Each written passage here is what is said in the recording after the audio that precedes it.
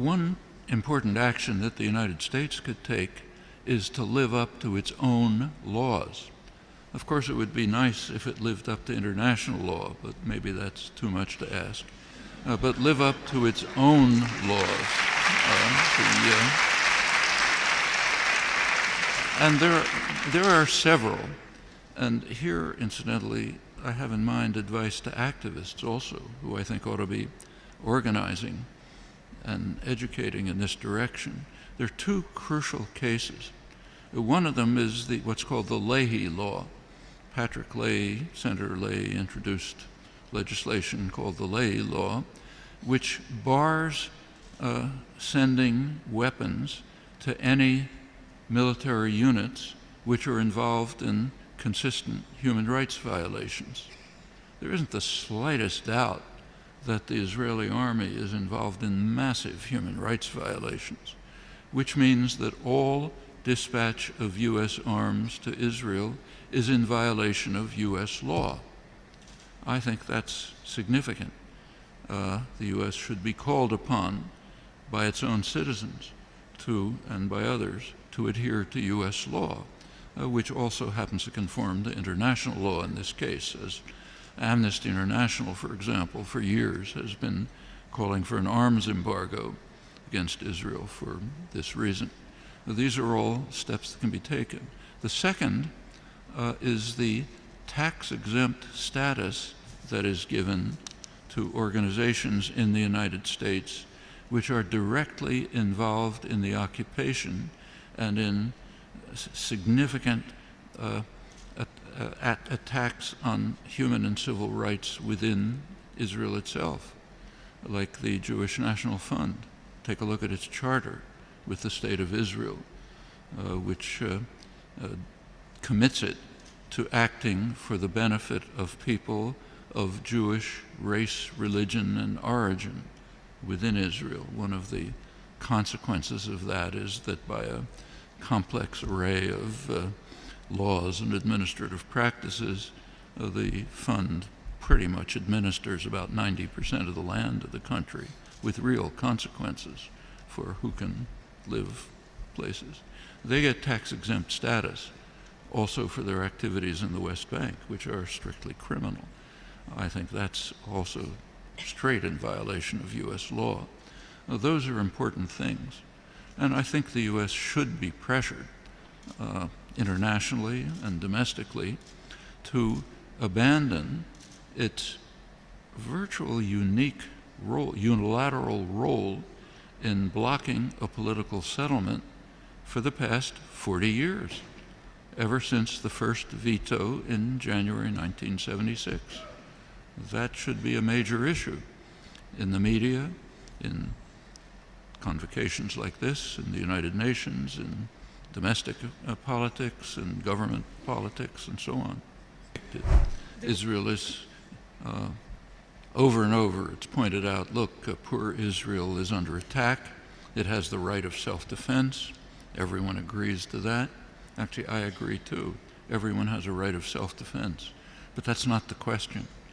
The question is, do you have a right of self-defense by force, by violence? The answer is no for anyone, whether it's an individual or a state, unless you have exhausted peaceful means. If you won't even permit peaceful means, which is the case here, then you have no right of self-defense by violence. But try to find a word about that in the media. All you find is self-defense.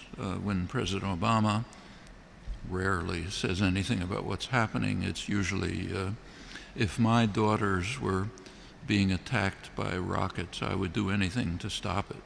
He's referring not to the Palestinian, hundreds of Palestinian children who are being killed and slaughtered, but to the children in the Israeli town of Sderot, which is under attack by Qassam missiles. And remember that Israel knows exactly how to stop those missiles, namely live up to a ceasefire for the first time.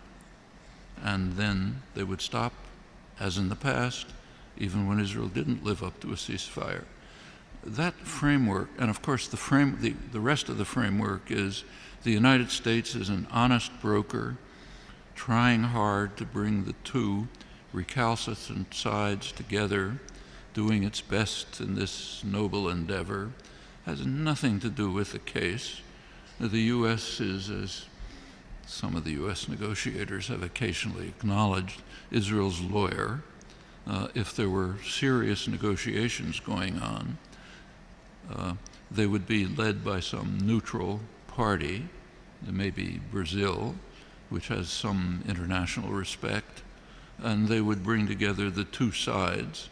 On the one side, Israel and the United States. On the other side, the Palestinians. Those would be possible realistic negotiations.